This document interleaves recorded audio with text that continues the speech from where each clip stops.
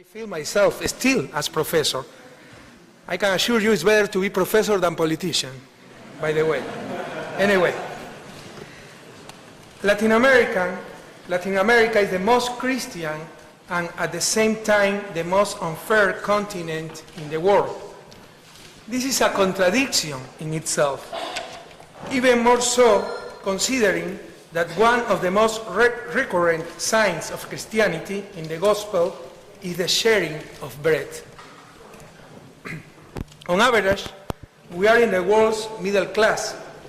However, you can find small dominant groups who live better than the rich do in rich countries, while others, often the majority, live in similar or worse conditions than the poor do in the poorest countries. Thus, the fundamental moral issue in Latin America is the social issue.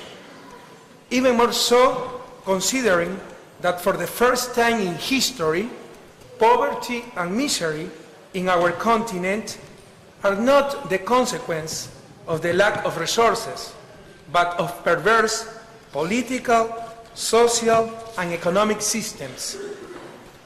As an example, Ecuador is a country where about 40% of the population live in poverty.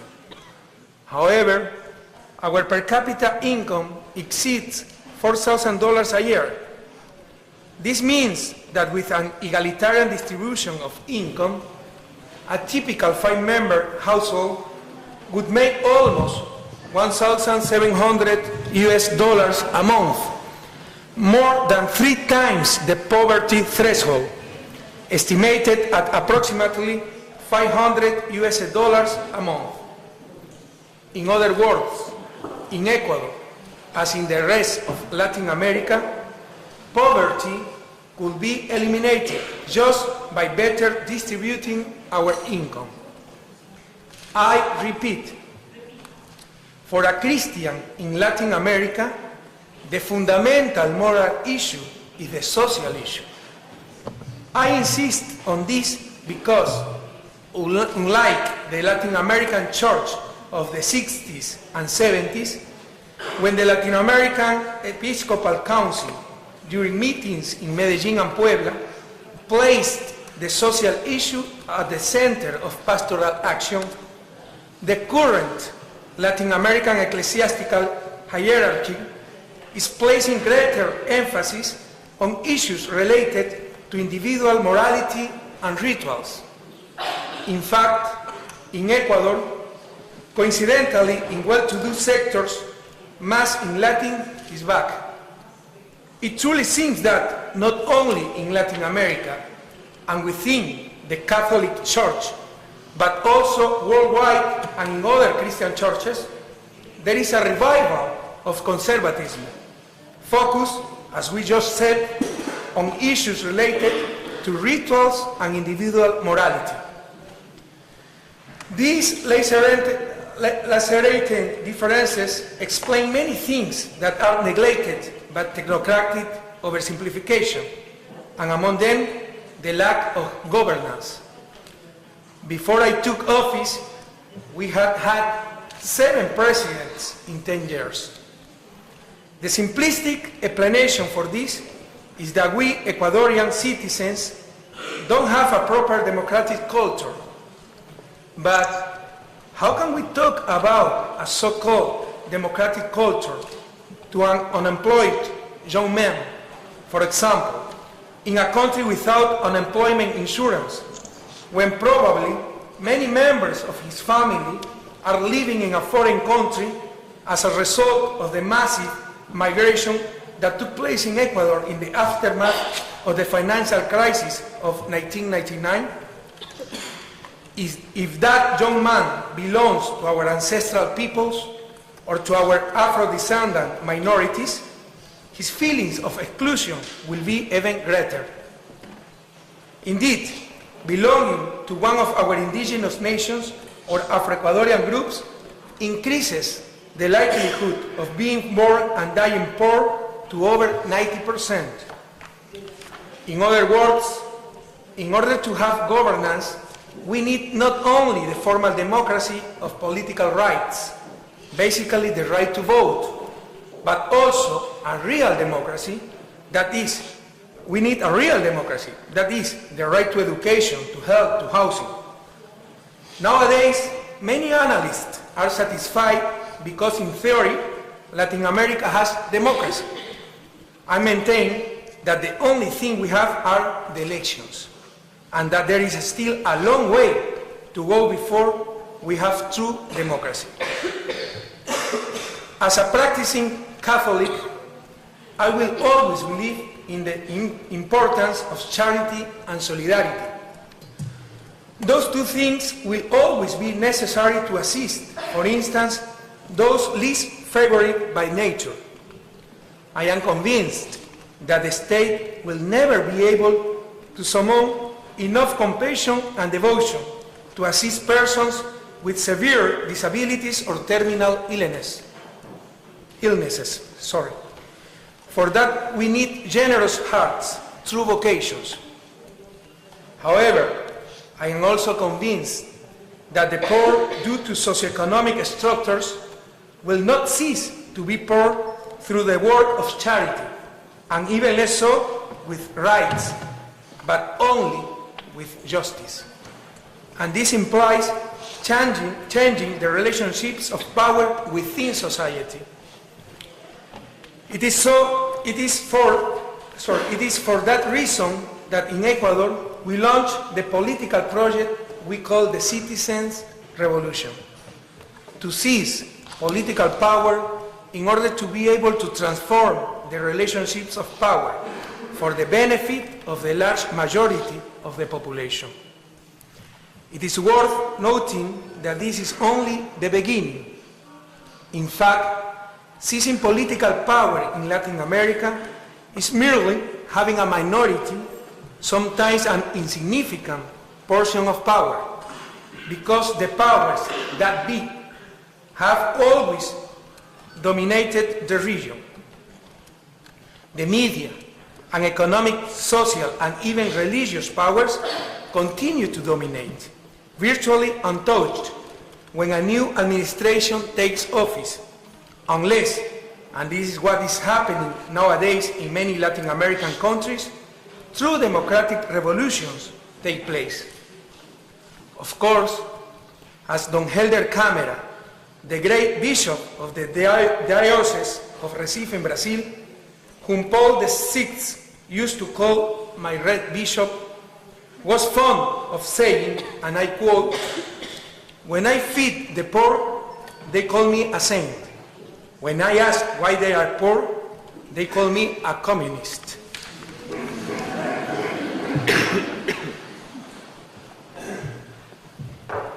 Don Helder Câmara was one of the greatest proponents of the liberation theology, a Latin American product which proposed that the church should be an historical subject called upon to instate the kingdom of God on earth, understood as a kingdom of justice. Personally, my social and economic principles are based on the social doctrine of the Catholic Church and on the liberation theology. And the socialism of the 21st century that we are building in Latin America, at least in the case of Ecuador, also draws upon those same sources. The conference in Medellin summarized, Latin American bishops cannot remain indifferent in the face of the tremendous social injustices existent in Latin America, which keep the majority of our peoples in dismal poverty, which in many cases becomes inhuman wretchedness. A deafening cry pours from the throats of millions of men, asking their pastors for a liberation that they can find nowhere else.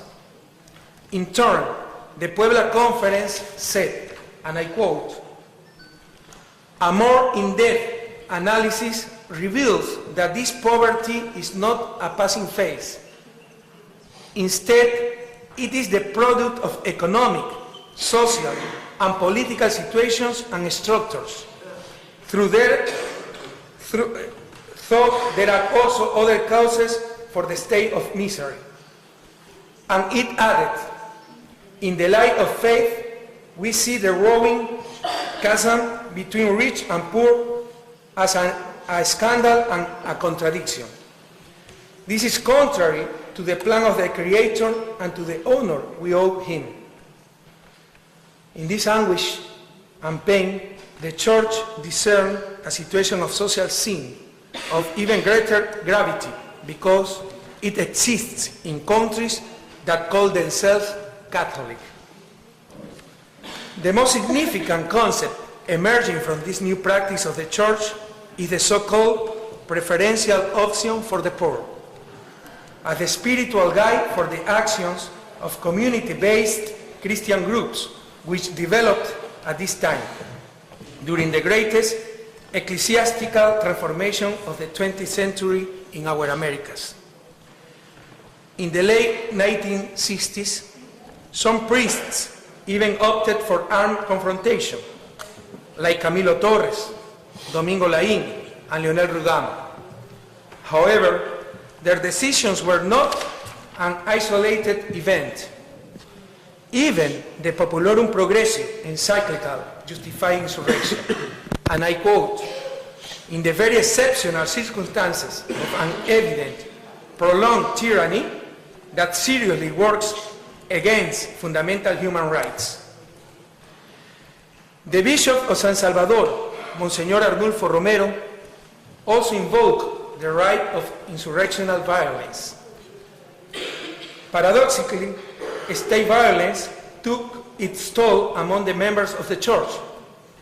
Monsignor Romero himself was assassinated, as were Ignacio Yacuría and others that carried out their apostolate and suffered martyrdom in the hands of death squads in El Salvador. At present, the situation in Latin America has changed, and no sensible person would even consider encouraging armed transformation. However, it is fair to acknowledge those who, faced with an extreme situation, chose that path.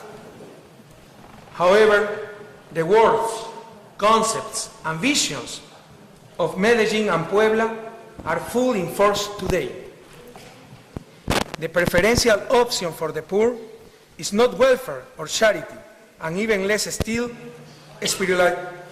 spiritualization, which is so far removed from the reality of everyday pain and suffering. It is about attacking and uprooting the causes of inequality and injustice. And to do so, we need true revolutions, but democratic and peaceful ones. Indeed, that is what we need, revolutions. In other words, radical, profound, and swift changes of the political, social, and economic structures. For the dominant powers, this is populism or even communism. It is worth noting that Latin American oligarchies consider that even making the rich pay their taxes is communism.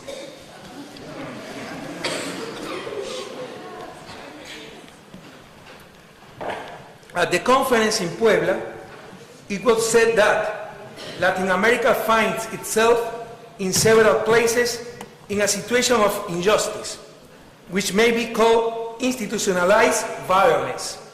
Such a situation demands global, bold, urgent, and profoundly renovating transformations. This is perhaps the greatest similarity between the Church and those that today in Ecuador have instigated the citizens' revolution.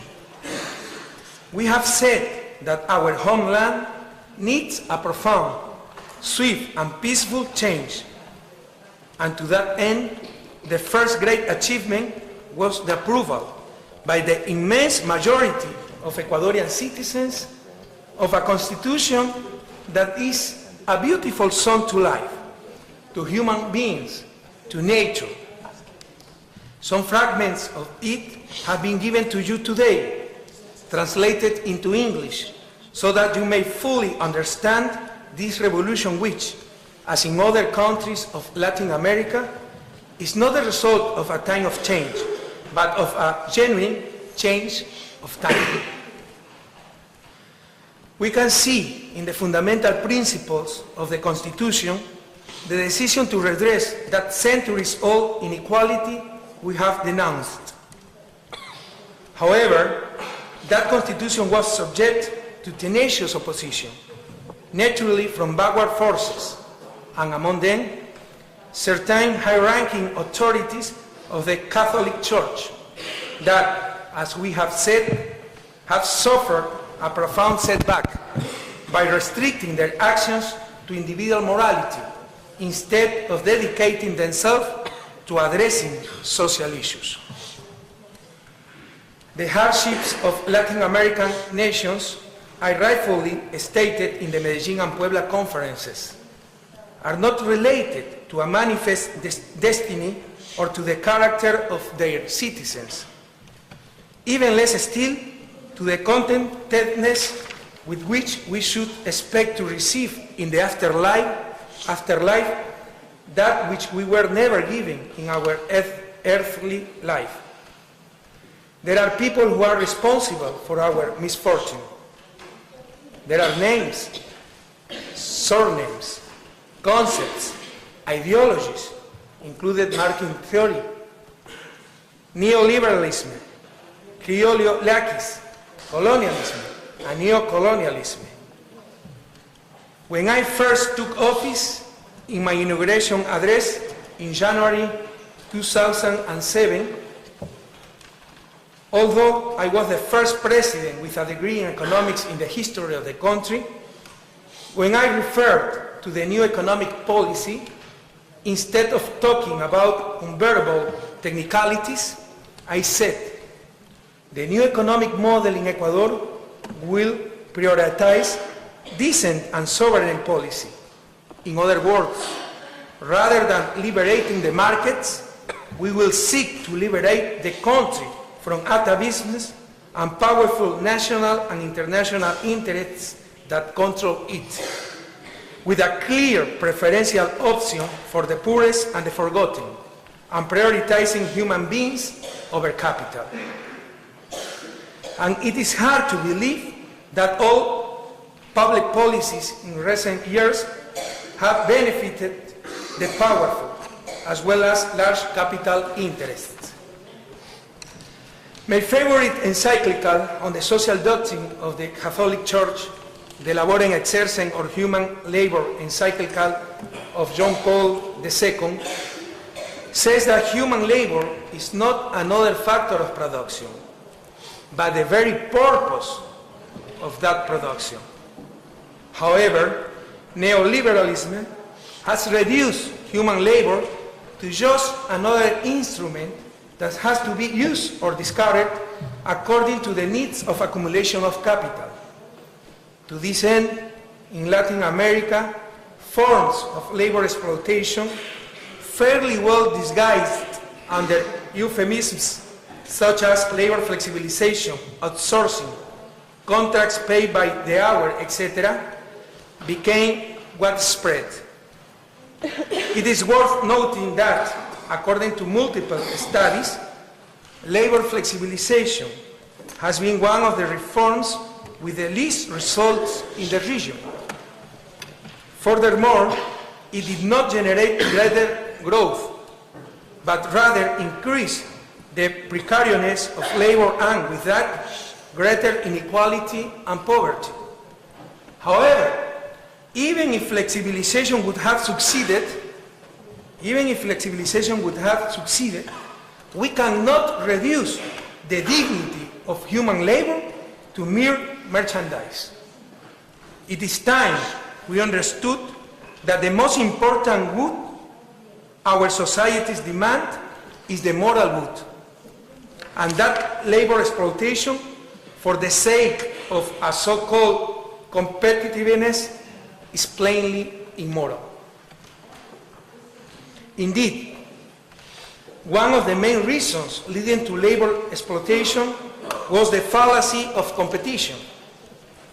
This principle is already highly questioned when it happens between economic agents within one country.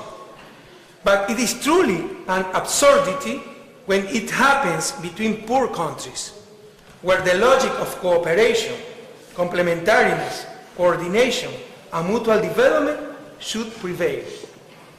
It is worth noting that this neoliberal, inhuman, and crude globalization, which wants to turn us into global markets and not into a global society, which wants us to become mere consumers and not citizens of the world, is very similar in conceptual terms to the savage capitalism of the Industrial Revolution.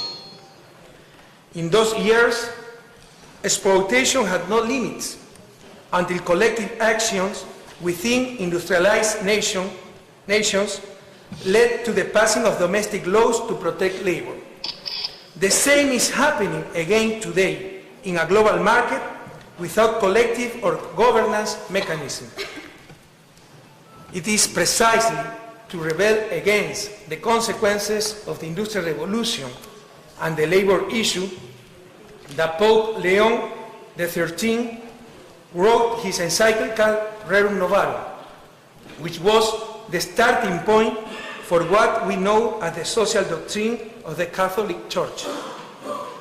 As a Catholic, I anxiously await a similar encyclical for the time we live in, denouncing labor and migration issues.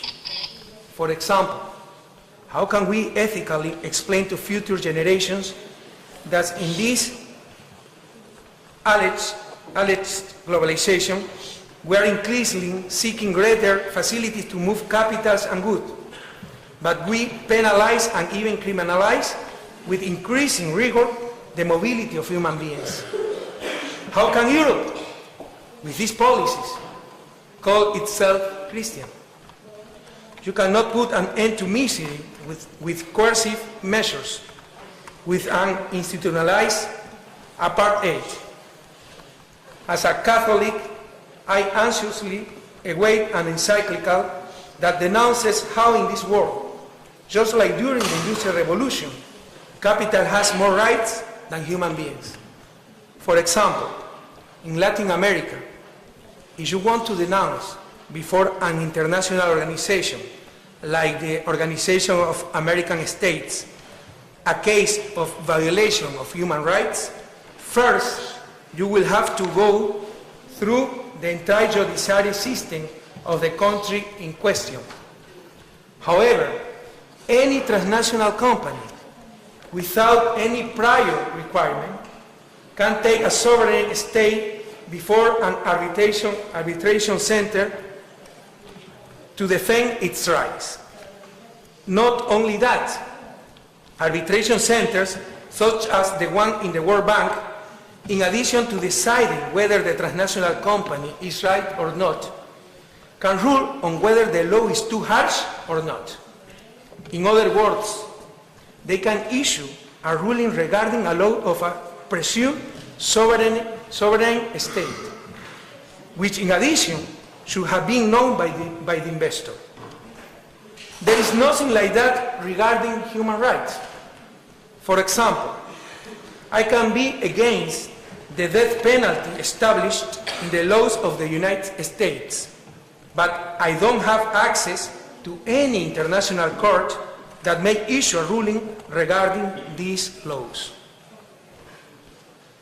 I would like to see an encyclical that strongly and directly denounces, without euphemisms, the ideology disguised as science which they try to impose on us and as the end of history.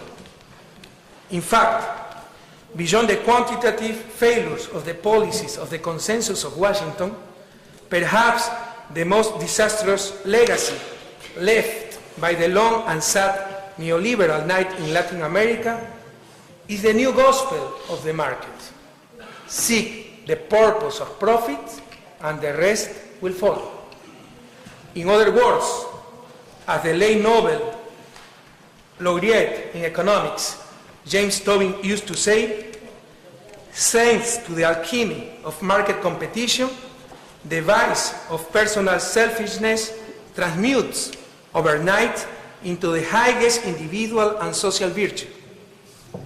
With the story of the invisible hand, by seeking my own benefit, I fulfill my social role, a truly indefensible barbarity from the point of view of Christian doctrine and morality. Nowadays, those of us who want to change the way things are often become the target of those who accuse us of disturbing the peace in our countries. Obviously, all processes of change carry consequences. However, peace is not merely the absence of war. It's very important for you that. Peace is not merely the absence of war.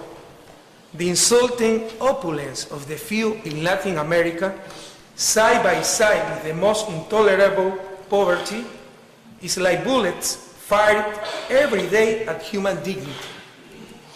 We truly want to build a continent of peace, which may only be founded on justice. Peace without justice is simply pacification. It is here that we find juxtaposition and harmony among the social doctrine of the Church, the liberation theology, and socialism of the 21st century. The meeting point is undoubtedly social justice.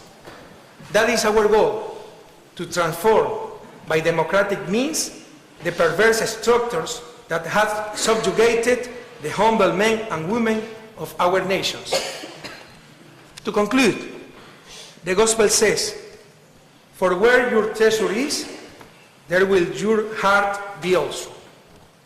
You can be sure that the treasure I seek is not power, but service. To serve my people, especially the poorest, to serve my homeland. But don't be fooled. As I said at the beginning, to do that, we must change the relationships of power in Latin America for the benefit of the large majority. This is the reason why we have taken this political course. This is the reason for our citizens' revolution. Thank you very much.